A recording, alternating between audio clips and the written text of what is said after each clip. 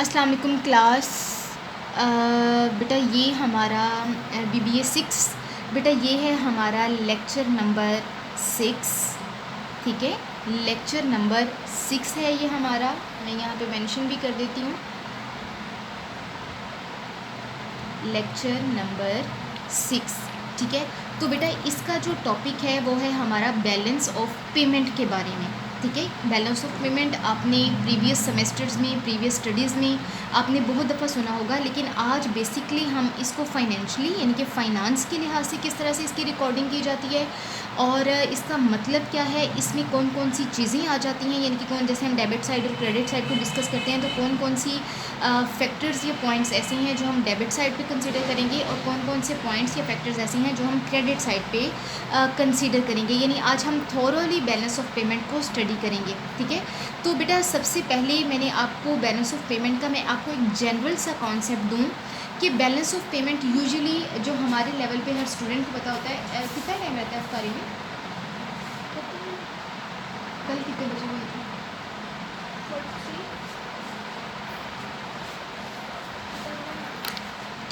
तो बेटा इसका मतलब जो बैलेंस ऑफ पेमेंट का एक जनरल कॉन्सेप्ट जो मोस्टली स्टूडेंट्स को होता है वो यही होता है कि ये हमारा यानी कि पेमेंट्स जो हमने करनी होती हैं टू द अदर कंट्रीज़, ये उसका बैलेंस है। अगर तो वो बैलेंस प्रॉपरली गया है इट मीन्स कि हमारा बैलेंस ऑफ पेमेंट अच्छा है, पॉजिटिव है। अगर वो नेगेटिव गया है तो हम कहते हैं हमारा बैलेंस ऑफ डेफिसिट चल रहा है। ठीक है, यानी कि हमारा डेफिसिट चल रहा है। ये एक जनरल कॉन्सेप्ट होता है बैलेंस ऑफ पेमेंट के बारे में।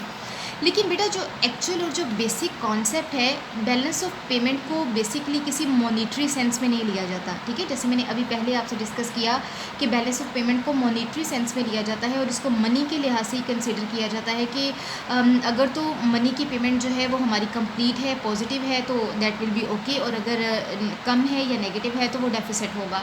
लेकिन बेटा इसको जो ऑथर्स जो हमारी स्टडीज़ हैं उस ऑथर का नाम लेंड्रे फाइब्रेस शायद कुछ ऐसा ही था। यस, मुझे स्पेलिंग मेरे जो हैं वो मेरे माइंड में कहीं घूम फिर रहे हैं, लेकिन मैंने इसको लिखा नहीं है, शायद लिखना भूल गई हूँ आपके लेक्चर में, लेकिन यही था कुछ। ठीक है, तो उसने ये कहा कि बेसिकली जो बैलेंस ऑफ पेमेंट है वो एक रिकॉर्डिंग का नेम है। जिस तरह से हम अपने फाइनेंस में हम अपना बैलेंस शीट प्रिपेयर करते हैं, हम इनकम स्टेटमेंट प्रिपेयर करते हैं, हम कैश फ्लो स्टेटमेंट प्रिपेयर करते हैं, इसी तरह से हम बाकी स्टेटमेंट्स प्रिपेयर करते हैं। और हर स्टेटमेंट का मकसद ये होना चाहिए कि उसकी दोनों साइड्स यानी कि डेबिट साइड और क्रेडिट साइड जो है वो इक्वल हो। तो उसने ये कहा कि ठीक उसी तरह से बैलेंस ऑफ पेमेंट भी एक रिकॉर्ड है। ठीक है, ये उन चीज़ों का रिकॉर्ड है जो बैलेंस ऑफ पेमेंट के हेड में आनी चाहिए। ठीक है, तो बेसिकली उसने ये कहा कि ये उन ट्रांजैक्शंस का रिकॉर्ड है जो एक कंट्री अपने मुल्क के अंदर और दूसरे कंट्रीज़ के साथ ट्रांजैक्शंस करता है, ये उनका रिकॉर्ड है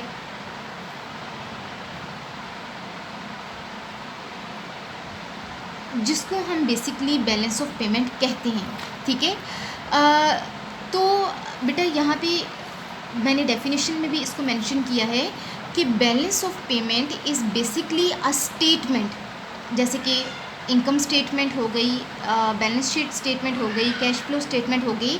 इसी तरह से balance of payment is basically a statement that indicates, और ये स्टेटमेंट इंडिकेट करती है, वाजिया करती है द ट्रांजैक्शंस ऑफ इकोनॉमी, एक इकोनॉमी की ट्रांजैक्शंस को with in its geographical boundaries, यानी कि उसके अपनी जियोग्राफिकल बाउंड्रीज़ के अंदर, and with the rest of the world, और विद द अदर यानी कि with the other countries for a specific period of time. अब जिस तरह से बेटा बैलेंस शीट जो है वो 1 साल के लिए बनती है। ठीक है, तो हमें पता होता है कि इस बैलेंस शीट में जितना भी डाटा है वो 1 ईयर का डाटा है। इनकम स्टेटमेंट मंथली भी बनती है, क्वार्टरली भी बनती है, सेमी एनुअली भी बनती है और एनुअली भी बनती है। तो वो जिस भी तरह की हो, जिस भी टाइम पीरियड के लिहाज से हो, उसके ऊपर मेंशन होता है कि मंथ, डेट और ईयर ये मेंशन होता है, और वहीं से पता चल जाता है कि ये कितने टाइम पीरियड की है। तो इन चीज़ों को, यानी कि इन ट्रांजैक्शंस को रिकॉर्ड करते वक्त भी जो ऊपर डेट और टाइम और मंथ मेंशन किया जाता है, उसी से हमें पता चलता है कि ये कितने टाइम पीरियड की है, वेदर ये 1 मंथ की है, वेदर ये क्वार्टरली बेसिस पे बनाई गई है, ये सेमी एनुअली बेसिस पे बनाई गई है, या एनुअली बेसिस पे बनाई गई है, ठीक है। लेकिन मोस्ट ऑफ द टाइम चूँकि बैलेंस ऑफ पेमेंट को जब हम बजट में अनाउंस करते हैं, या जब उसकी कैलकुलेशन होती है किसी भी कंट्री के, तो वो ईयर के लिहाज से होती है, यानी कि ईयरली बेसिस पे होती है। तो इस वजह से most of the accounts of the balance of payment show the yearly transactions, ठीक है। उसका जो टाइम पीरियड होता है वो 1 ईयर का मेंशन होता है। तो बेटा मैं वंस अगेन मैं डेफिनेशन को रिपीट कर रही हूँ, और आपने आई होप सो कि आपको इसका कॉन्सेप्ट समझ में आ जाए कि balance of payment is basically a statement that indicates the transactions of economy within its geographical boundaries and with the rest of the world, means with the other countries for a specific period of time, ठीक है। अब बेटा ये जो balance of payment है, अगर तो ये इंटरनल यानी कि कंट्री की इनर बाउंड्रीज़ में ही हो रही है तो उसको इंटरनल बैलेंस ऑफ पेमेंट के नेम से मेंशन किया जाता है, और अगर वो with the rest of the world है, विद द अदर कंट्रीज़ है, तो उसको एक्सटर्नल बैलेंस ऑफ पेमेंट के लिहाज से जो है वो मेंशन किया जाता है। अब बेटा ये बात तो वाज़ह है, और इसका कॉन्सेप्ट हमें क्लियरली है कि जब भी हम इंपोर्ट एक्सपोर्ट्स करते हैं, या जब हम लोन लेते हैं किसी बाहर की कंट्री से, या IMF से, या किसी और कंट्री से, या किसी और इंस्टीट्यूट से जो कि हमारे कंट्री में एग्जिस्ट नहीं करता बल्कि बाहर किसी और कंट्री में एग्जिस्ट कर रहा है, तो वो हमारा उसको प्रॉपरली पे करना या ना पे करना वो हमारा डेफिसिट या सरप्लस में चला जाता है, ठीक है।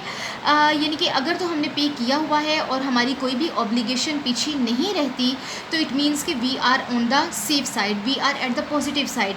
लेकिन अगर हमारी जो है वो हमारी लाइबिलिटीज़ अभी हैं, आउटस्टैंडिंग पेमेंट्स हैं, तो इट मीन्स कि हम डेफिसिट में जा रहे हैं। तो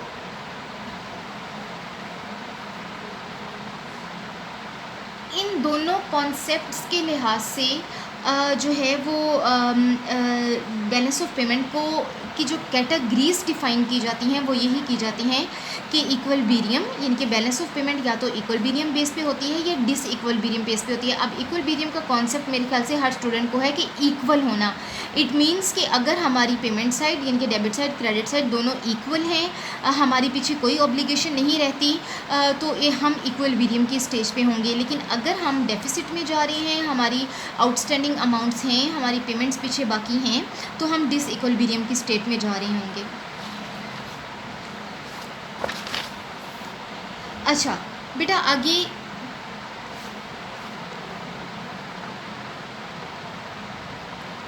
The term balance of payment always tells something about these following things, यानी कि बैलेंस ऑफ पेमेंट में यानी कि जब उसके अकाउंट्स बनाए जाते हैं, जब उसके ट्रांजैक्शंस को रिकॉर्ड किया जाता है, तो जिस तरह से जैसे आप बैलेंस शीट में करते हैं कि आपकी एक डेबिट साइड होती है और एक क्रेडिट साइड होती है, और आपको ये पता है कि यार कौन कौन सी हेड आती हैं, तो मैंने यानी कि कौन कौन से डिसिप्लिन ऐसे हैं जिसको मैंने डेबिट साइड में पुट करना है, और कौन से डिसिप्लिन ऐसे हैं जिनको मैंने क्रेडिट साइड पर पुट करना है। तो इसी तरह से बेटा इसी लिहाज से जो है ये बैलेंस ऑफ पेमेंट का जो अकाउंट है उसकी भी अपनी पॉजिटिव और नेगेटिव साइड्स हैं, और उसकी भी अपनी डेबिट और क्रेडिट साइड है, और उन दोनों साइड्स पॉजिटिव भी हो सकती हैं और नेगेटिव भी हो सकती हैं। लेकिन उन साइड्स में कौन कौन से डिसिप्लिन्स आएंगे, उनमें सबसे पहले जो है वो है हमारा विजिबल चीज़ों के, यानी कि statement about the visible things that can be seen touch and the feel. Visible things जो हमारे क्लियरली एसेट्स हैं, जो हमारा कैश है, क्लियर मशीनरी है, क्लियर डिलीवरी ऑफ गुड्स हैं, एंड सर्विसेज तो नहीं है इसमें आएगा क्योंकि वो इनविजिबल हैं, लेकिन वो क्लियर चीज़ें जो हम देख सकते हैं, जिनको हम फिज़िकली रिकॉर्ड कर सकते हैं,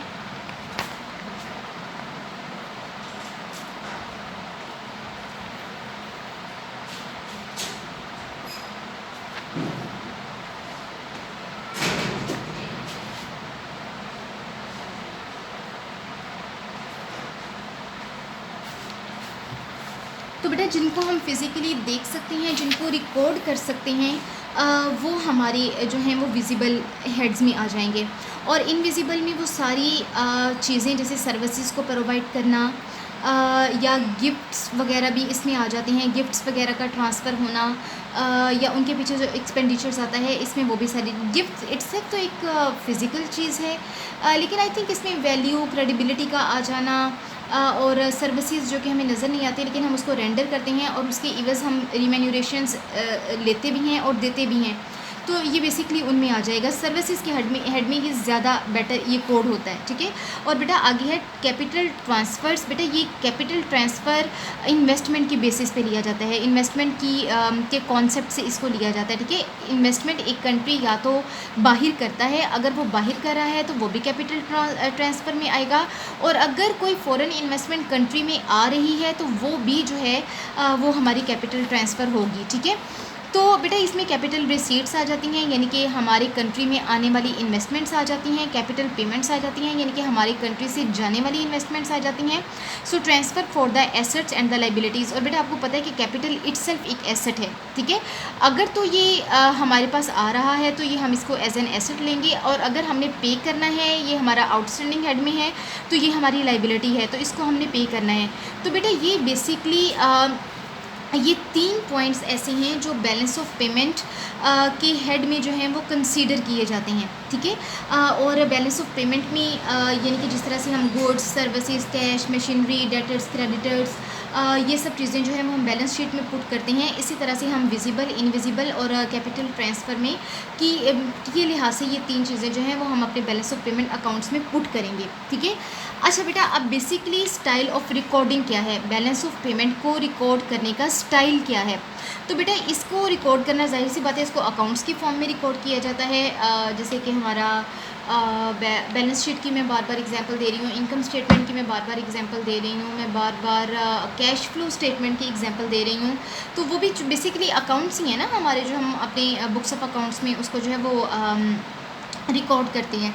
तो बेटा ये जो बैलेंस ऑफ पेमेंट यानी कि BOP को रिकॉर्ड करने का जो स्टाइल है वो 2 अकाउंट्स की फॉर्म में होता है। पहला है करंट अकाउंट और दूसरा है कैपिटल अकाउंट।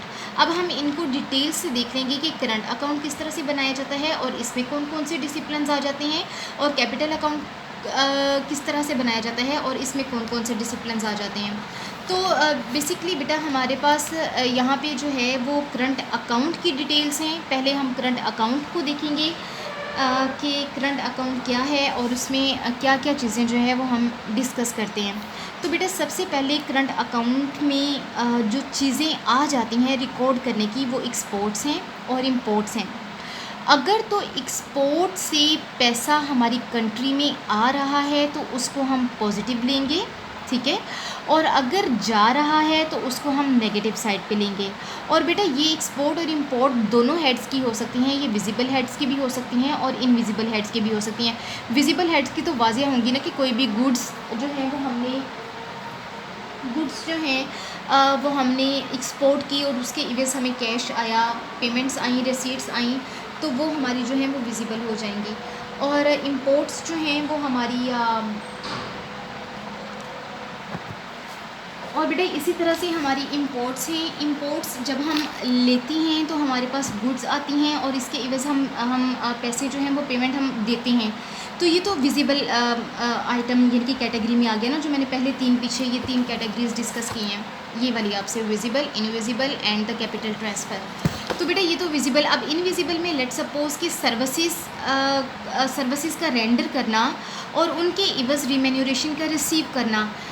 जैसे कि लेट सपोज़ बहुत सारी ऐसी कंपनीज़, बहुत सारे ऐसे बिजनेसेस हैं जो कि काम तो यहाँ पाकिस्तान में कर रही हैं, उनका मैन्युफैक्चरिंग का काम, ये जो भी काम है, लेकिन सर्विसेज जो हैं वो basically out of the country जो है वो उसको रेंडर कर रहे हैं, बाहर के लोगों के लिए रेंडर कर रहे हैं। तो बेटा ये जो है जैसे बाहर के लोगों का यानी कि हमारे बहुत सारे रिलेटिव्स जो होते हैं जो बेसिकली बाहर गए हुए होते हैं, लेकिन बेसिकली वो वहाँ पे काम कर रहे होते हैं, लेकिन हमें वो सिर्फ एक पैसे बेचते हैं जो कि जिसको हम अकाउंट्स के हेड में रिम्यूनरेशन रेमिटेंसेस कहते हैं। बैंकिंग के हेड में जो है वो उनको रेमिटेंसीज कहा जाता है।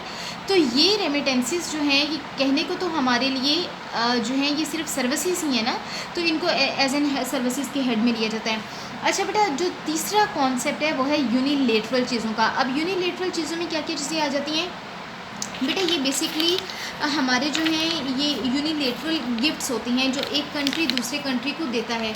और आपको पता है कि जब कंट्रीज़ आपस में गिफ्ट्स को एक्सचेंज करते हैं तो वो कोई आम से गिफ्ट्स नहीं होते, वो बहुत एक्सपेंसिव गिफ्ट्स होते हैं।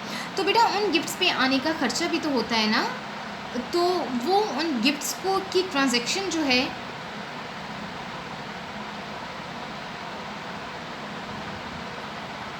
वो भी हम करंट अकाउंट में जो है वो हम कोड करेंगे। इसके अलावा इसमें डोनेशंस भी आ जाती हैं कि यूनिलेटरल में डोनेशंस का हेड भी आएगा कि अगर किसी एक कंट्री ने दूसरे कंट्री को डोनेशंस दी हैं या उसने ली हैं तो वो देने की रिसीट्स को हम जो हैं वो नेगेटिव कंसीडर करते हैं और लेने को हम पॉजिटिव कंसीडर करते हैं। इसी तरह से कैश ग्रांट्स हमारे पास आ जाती हैं यूनिलेटरल के हेड में। और बेटा इसी तरह से हमारी इनकम आ जाती है। इनकम का कॉन्सेप्ट जो है ये सेम है जैसे मैंने रेमिटेंसेस का आपको कॉन्सेप्ट दिया, तो most of the time income में रेमिटेंसेस को ही कोड किया जाता है। ठीक है, मैंने जितनी भी एग्जांपल्स देखी हैं, जितने भी अकाउंट्स बीओपी के लिहाज से मैंने स्टडी किए हैं, उनमें इनकम में ज़्यादा रेमिटेंसेस को ही देखा गया है, कोड किया गया है। ठीक है, अच्छा बेटे, अब मैंने नीचे इसका जो है वो मैंने आपको इसका अकाउंट भी बनाया है कि ये करंट अकाउंट है, ये इसकी क्रेडिट साइड है और ये इसकी डेबिट साइड है। क्रेडिट साइड को पॉजिटिव कंसीडर किया जाता है और डेबिट साइड को नेगेटिव कंसीडर किया जाता है। तो बेटा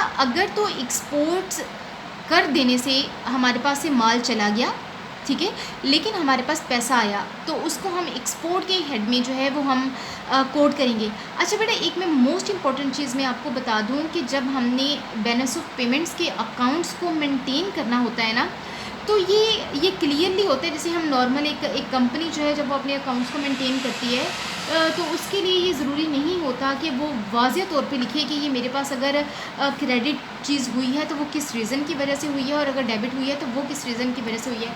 हाशिम किधर है? ये जो है बेटा बेसिकली ये हमारे पास आ जाता है। एक्सपोर्ट्स को हम पॉजिटिव लेंगे अगर हमारे पास उनके बस कैश आ रहा है, और इंपोर्ट्स को हम नेगेटिव लेंगे क्योंकि हमारे पास से गुड्स हमारे पास आ रही हैं और हमसे कैश जा रहा है।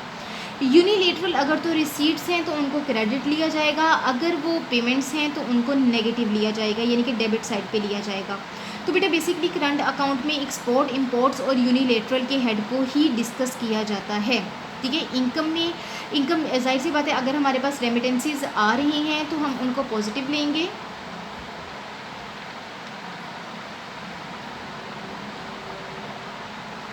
और अगर हमारी तरफ से जा रही हैं यानी कि आउटफ्लो हो रहा है तो इसको फिर हम नेगेटिव लेंगे, यानी कि डेबिट साइड पे लेंगे। तो बेटा अगला जो हमारा दूसरा स्टाइल ऑफ रिकॉर्डिंग है, ये दूसरा अकाउंट है हमारा जिसको हम कैपिटल अकाउंट कहते हैं। तो कैपिटल अकाउंट को बेसिकली इसका नेम ही मेंशन करा है कि ये कैपिटल से रिलेट करेगा। और जैसा कि मैंने आपको पीछे कैपिटल ट्रांसफ़र के हेड में मैंने आपको कॉन्सेप्ट दिया कि कैपिटल में जो भी चीज़ें आएंगी वो जो है वो इन्वेस्टमेंट के लिहाज से देखी जाती हैं। तो बेटा इसमें भी जितनी भी हम रिकॉर्डिंग, जितने भी डिसिप्लिन्स हम कैपिटल अकाउंट में रिकॉर्ड करेंगे वो सारे भी इन्वेस्टमेंट के लिहाज से ही देखे जाएंगे। तो बेटा इसमें बेसिकली कैपिटल ट्रांजैक्शंस मैंने यहाँ पे मेंशन किया है जो कि मैंने अभी आपको बता दिया है। अच्छा, इसमें फॉरेन इन्वेस्टमेंट्स का डिसिप्लिन आता है, बोरविंग्स यानी कि जो लोन वगैरह हम लेते हैं और वो लोन का पैसा हमारे कंट्री में आता है, जैसे कि IMF से लोन ले लेना, ये भी हम कैपिटल अकाउंट में जो है वो कोड करेंगे। इसके अलावा बेटा इंटरनेशनल रिज़र्व्स जो हैं वो भी जो हैं वो हम कैपिटल अकाउंट में करेंगे। जैसे गोल्ड की प्राइसेस की वजह से कम या होने की वजह से भी हमारे रिज़र्व्स पे जो है वो बहुत फ़र्क पड़ता है। हमारे पास डॉलर्स, US डॉलर जब इंक्रीज़ करता है, यानी कि जब पाकिस्तानी रुपी जो है वो डाउनवर्ड जाता है और US डॉलर जो है वो अपवर्ड जाता है, तो बेसिकली हमारे जो रिज़र्व्स हैं वो डिक्रीज़ करते हैं। ठीक है। लेकिन अगर पाकिस्तानी रुपी अप जाएगा और यूएस डॉलर नीचे आएगा तो हमारे रिज़र्व्स इंक्रीज़ करेंगे। तो अगर तो वो इंक्रीज़ करेंगे तो उनको हम पॉजिटिव लेंगे, क्रेडिट साइड पे लेंगे। अगर वो डिक्रीज़ करेंगे तो उनको हम डेबिट साइड पे यानी कि नेगेटिव सेंस में लेंगे। तो बेटा बेसिकली ये 3 हेड्स हैं, ये 3 डिसिप्लिन्स हैं जो कि हम कैपिटल अकाउंट में लिखते हैं, जिनमें सबसे पहले हमारे पास फॉरेन इन्वेस्टमेंट्स आ जाती हैं, दूसरे नंबर पे हमारे पास बोरविंग्स यानी कि हमारे लोन्स आ जाते हैं, और नंबर थर्ड पे जो है वो हमारे पास इंटरनेशनल रिजर्व्स आ जाते हैं जो कि गोल्ड, रेमिटेंसेस तो नहीं इसमें आएगा, इसमें ऑयल के प्राइसेस का अप एंड डाउन जाना और रिज़र्व्स का यूएस डॉलर का अप एंड डाउन जाना, ये चीज़ें जो है वो बेसिकली इसमें आएंगी। अच्छा बेटा, अब आगे कैपिटल अकाउंट में हेड्स को किस तरह से जो है वो पुट किया जाता है। बेटा इसमें डेफिनेटली अगर तो इन्वेस्टमेंट्स आ रही हैं तो वो इनफ्लो होगा, उसको हम क्रेडिट लेंगे और पॉजिटिव लेंगे। अगर हम इन्वेस्टमेंट्स कर रहे हैं तो उसको हम नेगेटिव लेंगे, ठीक है। यानी कि ये मैंने कुछ बस अपने ख्याल से इसको मैंने कोड कर दिया है, मैं इसको दोबारा लिखती हूँ, ठीक है। यानी कि आप ये समझें कि ये मैंने स्किप कर दिया। यहाँ से अगर कैपिटल इनफ्लो है तो कैपिटल इनफ्लो जो है वो हमारा क्रेडिट होगा, अगर कैपिटल आउटफ्लो है तो कैपिटल आउटफ्लो हमारा डेबिट होगा, ठीक है। और दूसरी साइड पे बेटा हमारे पास बोरविंग्स जो हैं वो बोरविंग की वजह से आने वाला पैसा अगर तो प्रोडक्टिव है, इनफ्लो है, तो बेसिकली मेरे ख्याल से उसको क्रेडिट साइड पे लिखना तो नहीं चाहिए, क्योंकि वो तो हमारी लाइबिलिटी है और उसको हमने लाइबिलिटी के तौर पर करना ही है। तो बोरविंग्स को जो है वो मैं यहीं पे ही कोड करती हूँ क्योंकि ये हमारी नेगेटिव हेड में जाती हैं। तो बोरविंग्स जो हैं वो हमारी डेबिट साइड पे चलेंगी। और इसके अलावा बेटा हमारे फॉरेन एक्सचेंज रिज़र्व्स आ गए। फॉरेन एक्सचेंज रिज़र्व्स अगर तो अपवर्ड हैं यानी कि इंक्रीज़ कर रही हैं तो उनको हम क्रेडिट साइड पे लेंगे, और अगर वो हमारे डिक्रीज़ कर रही हैं तो उनको हम जो है वो डेबिट साइड पे लेंगे, ठीक है। तो बेटा ये कैपिटल अकाउंट में बेसिकली ये 3 डिसिप्लिन्स को जो है वो डिस्कस किया जाता है, ठीक है। अच्छा आगे बेटा मैंने वो हाशिम ने बड़ा मुझे तंग किया, मैंने बड़ी अच्छी डायग्राम बनानी थी आपकी, लेकिन एनी हाउ मैं आपको एक्सप्लेन इसको कर देती हूँ। अब बेटा बैलेंस ऑफ पेमेंट की सिचुएशंस क्या क्या होती हैं, ठीक है। यानी कि जब हम बैलेंस ऑफ पेमेंट्स को एक्सप्लेन करते हैं तो हमारे वर्ड्स ऑफ माउथ जो की पॉइंट्स डिस्क्राइब करते हैं वो बेसिकली 3 की पॉइंट्स हैं। एक तो ये है कि हमारा बैलेंस ऑफ पेमेंट सरप्लस में जा रहा है, दूसरा ये कि हमारा बैलेंस ऑफ पेमेंट इक्विलिब्रियम की स्टेज पे जा रहा है, और तीसरा ये है कि हमारा बैलेंस ऑफ पेमेंट डेफिसिट की सिचुएशन में जा रहा है। अब बेटा सरप्लस कब होगा? सरप्लस तब होगा जब हमारे पास एक्सपोर्ट्स ज़्यादा होंगी और इंपोर्ट्स कम होंगी, ठीक है। इक्विलिब्रियम की स्टेज कब आएगी? जब हमारे पास एक्सपोर्ट इक्वल होंगी इंपोर्ट्स के, तो उसको हम इक्विलिब्रियम की स्टेज कहेंगे। लेकिन अगर हमारे पास एक्सपोर्ट्स कम हैं और इंपोर्ट्स ज़्यादा हैं तो उसको हम डेफिसिट कहेंगे। तो और ये हमारे 3 बेसिक कीवर्ड्स होते हैं जिन कीवर्ड्स में हम जो है एक्सप्लेन करते हैं हमारे बैलेंस ऑफ पेमेंट को। ये किसी भी इकोनॉमी के बैलेंस ऑफ पेमेंट को एक्सप्लेन किया जाता है। यानी कि अगर सिर्फ लिख दिया जाए ना कि बैलेंस ऑफ पेमेंट सरप्लस, तो फिर उसमें मज़ीद ये एक्सप्लेन करने की ज़रूरत नहीं होती कि हमारे एक्सपोर्ट्स ग्रेटर हैं और इंपोर्ट्स कम हैं, ठीक है। अगर इक्विलिब्रियम लिख दिया जाए स्टेटमेंट के साथ तो उसमें मज़ीद ये एक्सप्लेन करने की ज़रूरत नहीं होती कि ये इक्वल हैं, ये अंडरस्टूड कॉन्सेप्ट्स हैं। और अगर डेफिसिट लिख दिया जाए तो मज़ीद एक्सप्लेन करने की ज़रूरत नहीं होती, ठीक है। अच्छा बेटा आगे हमारे पास आ जाता है, ऑलमोस्ट ख़त्म हो ही गया। अच्छा बेटा बैलेंस ऑफ पेमेंट, अब जिन बैलेंस ऑफ पेमेंट पे जो फैक्टर्स इन्फ्लुएंस करते हैं ना, ये मैंने कुछ फैक्टर्स यहाँ पे लिखे हैं, जैसे कि हमारे इकोनॉमिक फैक्टर्स आ जाते हैं इसमें हमारे सोशल फैक्टर्स आ जाते हैं और हमारे पॉलिटिकल फैक्टर्स आ जाते हैं। इकोनॉमिक फैक्टर्स में जो चीज़ें बेटा, इकोनॉमिक फैक्टर्स वैसे एक्सप्लेन करना चाहें तो हम बहुत सारे एक्सप्लेन कर सकते हैं, लेकिन मैंने जैसे प्रीवियस लेक्चर्स में भी मैंने आपको बताया कि हम वही एक्सप्लेन करते हैं जो इंटरनेशनल बिजनेस के लिहाज से ज़्यादा इंपॉर्टेंट कंसिडर किए जाते हैं। तो बेटा इन्फ्लेशन किसी भी इकोनॉमी की जो है वो बैलेंस ऑफ पेमेंट को बहुत ज़्यादा इफ़ेक्ट करती है डेफिनेटली। अब अभी देख लें हमारे पास इन्फ्लेशन है, इन्फ्लेशन की वजह से यूएस डॉलर की प्राइसेस बहुत ज़्यादा इंक्रीज़ कर गई हैं, पैसा रुपया जो है वो बहुत नीचे आ गया है, और जब हमने पेमेंट्स करनी है तो वो चूँकि हमने करनी रुपए में है लेकिन यूएस डॉलर के लिहाज से करनी है, तो we can't afford those inflationary level. Expenditures बेटा किसी भी कंट्री के अगर इंटरनल एक्सपेंडिचर्स ज़्यादा होंगे तो डेफिनेटली वो उसकी बैलेंस ऑफ पेमेंट को इफ़ेक्ट करेगा। बैलेंस ऑफ पेमेंट फिर नेगेटिव डेफिसिट में चला जाएगा, और अगर ये कम है तो बैलेंस ऑफ पेमेंट पॉजिटिव में चला जाएगा। लेस एक्सपोर्ट डिमांड, फिर बैलेंस ऑफ पेमेंट अगर डेफिसिट में जा रहा है, कम जा रहा है, तो एक्सपोर्ट्स की डिमांड कम हो जाएगी। और इंपोर्ट का कैपिटल सर्विसेज जो है, इंपोर्ट कैपिटल सर्विसेज, बेटा ये इंपोर्ट कैपिटल सर्विसेज का मतलब है लोन का लेना, और चूँकि इकोनॉमी की सिचुएशन ख़राब हो गई है इस वजह से हम लोन की सर्विसेज को लेंगे, यानी कि वो फिर इंपोर्ट के हेड में जो है वो कंसीडर होंगी। आगे बेटा हमारे पास आ जाती हैं सोशल फैक्टर्स। सोशल फैक्टर्स में हमारे पास डिमॉन्स्ट्रेशन आ जाता है। डिमॉन्स्ट्रेशंस में बेसिकली बेटा ये चेंज ऑफ टेस्ट आ जाएगा, ट्रेंड्स आ जाएगा, कल्चर आ जाएगा, ठीक है। डिमॉन्स्ट्रेट करना, किसी चीज़ को एक्सप्लेन करना, तो जब हम किसी इकोनॉमी के लोगों के बारे में बताएंगे तो डेफिनेटली हम उनके टेस्ट, उनके कल्चर, उनकी वैल्यूज़ के बारे में बताएंगे। और ये बैलेंस ऑफ पेमेंट में बड़ा ज़्यादा इफेक्ट करते हैं कि अगर फॉर एग्जांपल दो कंट्रीज़ आपस में पाकिस्तान के बारे में बात करें तो कहते हैं कि यार पाकिस्तान का बैलेंस ऑफ पेमेंट तो बड़ा डेफिसिट में जा रहा है, ठीक है। तो ये चीज़ें भी जो हैं ये डेफिसिट को, सोशल फैक्टर्स होते हैं, बहुत ज़्यादा इफेक्ट करते हैं। और आगे पॉलिटिकल फैक्टर जो था उसमें पॉलिटिकल इंस्टेबिलिटी आ जाता है। तो पॉलिटिकल इंस्टेबिलिटी जो है वो भी हमारे जो फैक्टर्स हैं उनको बहुत ज़्यादा इफ़ेक्ट करती है हमारी बैलेंस ऑफ पेमेंट को बहुत ज़्यादा इफेक्ट करती है। बेटा अगला और जो लास्ट हमारा टॉपिक है वो ये है कि what does actually disequilibrium causes. अगर तो डिसइक्विलिब्रियम में जा रहा है, यानी कि कभी बैलेंस ऑफ पेमेंट जो है वो सरप्लस की तरफ जाता दिखाई देता है, कभी डेफिसिट की तरफ जाता दिखाई देता है, तो ये डिसइक्विलिब्रियम बेसिकली करता क्या है, इसकी वजह से क्या क्या इम्पैक्ट एक इकोनॉमी पर पड़ते हैं। बेटा सबसे पहला है reduction of foreign exchange reserve. Definitely balance of payment deficit में जाएगा तो फॉरेन एक्सचेंज रिजर्व्स हमारे पास रिड्यूस ही होंगे। और फिर ये क्या कर देता है, ये इकोनॉमिक डेवलपमेंट की स्पीड को बहुत कम कर देता है। थर्ड पॉइंट पे है कि हार्म्ड इकोनॉमिकल क्रेडिबिलिटी। बेटा क्रेडिबिलिटी होता है किसी भी इकोनॉमी का इमेज जो कि बाहर की कंट्री में है, ठीक है, या इसको क्या कहते हैं उसको, पंजाबी में इसके लिए बड़ा एक स्पेसिफिक का वर्ड यूज़ होता है, इसको कहते हैं हाँ मेरे जहन से निकल गया,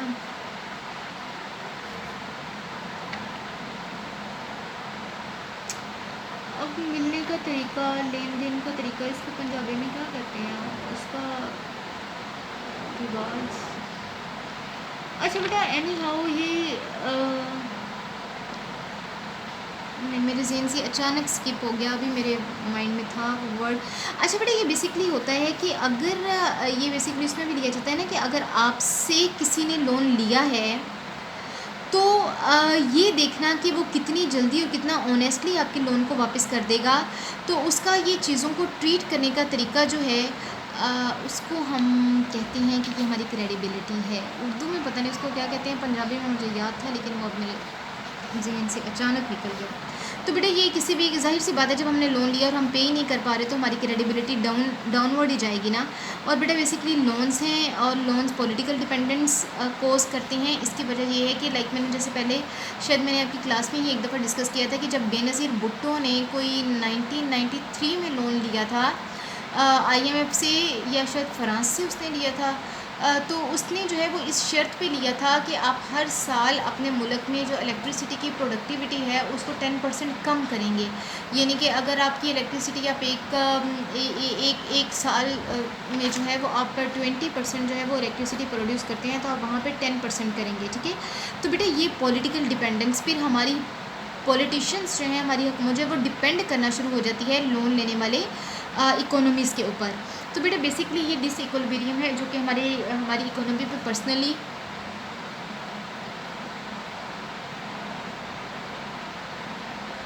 ये इम्पेक्ट डालता है, ठीक है। तो बेटा आज हमारा बैलेंस ऑफ पेमेंट का लेक्चर नंबर 6 भी कवर हो गया है। अगर आप स्टूडेंट्स को कहीं भी कोई भी क्यूरी हो, कोई कॉन्सेप्ट समझ में ना आया हो या आपने कोई पॉइंट डिस्कस करना हो, आपने कोई पॉइंट जो है वो एक्सप्लेन करना हो तो आप कर सकते हैं, ठीक है। ओके बेटा, थैंक यू सो मच।